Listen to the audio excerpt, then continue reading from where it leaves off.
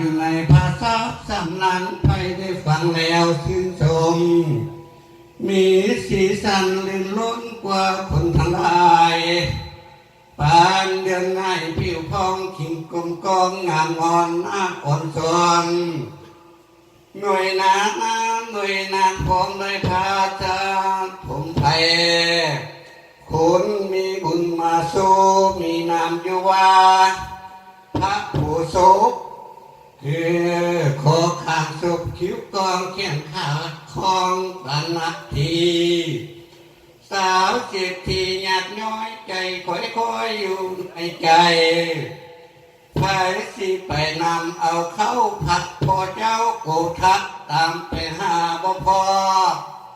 จึงได้ให้นางนอนนาลีไปขอพรเจ้าพักฤาษีในถ้ำเจอหูกำในผาจึงได้มาเม็ดเข้าจึงได้เว้าต่อกันมามีภาระปัญญาล้ำเลิศคุณจึงเกิดมาหลายคนบ่ตายพอมีเขาจึงมีพระพักเจ้ากูสันโธผู้มีคุณถ้วยบ้านมีคนสลาดก็คนเฮาว่ามาเยอะคนเอ๋ยคนเขาเจ้าคนเขาเหนียวจะเลี้ยวไปทางอื่นเจ้าอย่าตื่นตกใจจ้าเจ้าอย่าปะไก่จ้าตาเจ้าอย่าว่าคุณมานีมาย้ำมาสีมาตำมาเยียบเจ้าอย่าว่าเพียงเป็นดินเป็นดอนคนสอนนำเจ้าบอกวิกก็ยากคนไล่ลักอยู่ในโลกาเชิญเจ้ามาในอยู่ในสามในเล้าเชิญเจ้าโซนาโฆษณาเชิญเจ้ามามีคำก็บ่แล้วมีแก้วก็บ่เอาคนสีเอาเสื้ออ่อนตอนนอโฆษณากินยังก็บ่ทอเจ้ารอกินข้าวใหญ่เป็นสาวเป็นบ่าวได้บอกเขากันมาเขาอยู่นาเอามาใส่เล้าเอาเจ้ามานอนอยู่เดือนเป็นเดือนเป็นปีได้เลี้ยงลูกเอาเขาปุ๊กทางเขาพัดลานเป็นข้าวสารอยู่ในตาเอามาแล้วนึ่งวัดหลายสามสาวงามหอมหวนเฮาจึงเอาเจ้ามาเลี้ยงพระเทลาเจงได้ทำบุญมาใส่บาตรบริคาดเลี้ยงพระเทละตักเทละนี่เป็นนันพญาคุณในจินมาคุณข้องแก้วพระสุธาเลี้ยงกันมาพระตานี่เป็นคนนากินข้าวคุณข้องแก้วเนื้อพระสุธา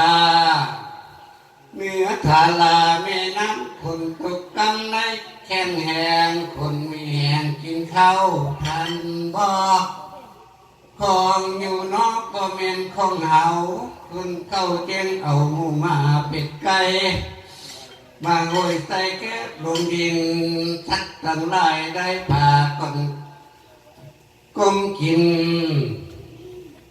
พาเล็กกว่าสิ่งมีพิษมีทาลิกก็สิ่งทั้งตัวตามเป็นห่วงเข้าเจ้าเก็บเกี่ยวงามเจ้าเหี่ยวเจ้าเป็นเฟืองใบเรื่องเขาเอามาเทียมมัดไว้มาเทียมมัดไว้ให้แตกไปมาคือดังใจมุงเงียนก็ได้ให้หนุ่มเฟืองเกินหน้ายังนาเนื้อแกงหนาอาศัยบอกคาดอย่าประมาทคุณผู้สันเอางี้ยังใส่เราเต็มอ่างพูดข้าจึงในมานั่งเบาพระตาทาวามานั่งเบาพระตาวาอุกอาบุญมาว่ามายืนคนเอ้ยความเจ้านอนอยู่ งนำเชียดจะหนา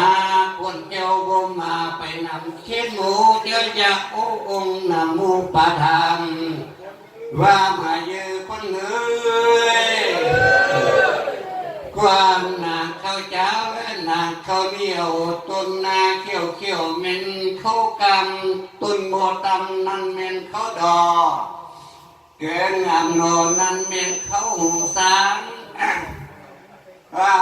สอนจับวางนั่นเขาหน้าถามพุ่งงามนั่นเม็นเขาใหญ่ดำเขาใส่ตามห้องตามนาถามเจ้าจึงงามเหลือเกินคนเอ่ยเจ้าจงมายืมความเจ้ามานอนอยู่ทงนำบูนำมันป่านำจีรอเสื่อเจ้ามันมาโนมาอยู่สร้างซึ่งคำนางมาอยู่แล้วจะอย่าเศร้าเสียสีคนเจ้าไปอยู่ในน้ำในตุ่มคนเจ้าไปอยู่ให้คนเจ้าใหญ่เขาป่าเข่งยาได้ไปสิ่งนำมูปะธรรมอยู่นำป่าไปอยู่นาอย่าไปอยู่นาแดดฮ้อนให้เจ้าโง่มาให้เจ้ามาวิปากกาให้เจ้ามาได้วงไว้ว่ามาอยู่นาทางให้เจ้ามาอยู่นำหัวมูห่วมกันคนเจ้าไปทางกรรมดินดำน้ำกำไปทางกำกุลาใหญ่ให้เต้ามาว่ามายืนคนเอ้ยนกกระจิบจะตอดเจอแล้วผมนุกโคตรเจอจะสักเจ้าเดือว่ามาเยอะคนเลยคนเจ้ามาอยู่นาทา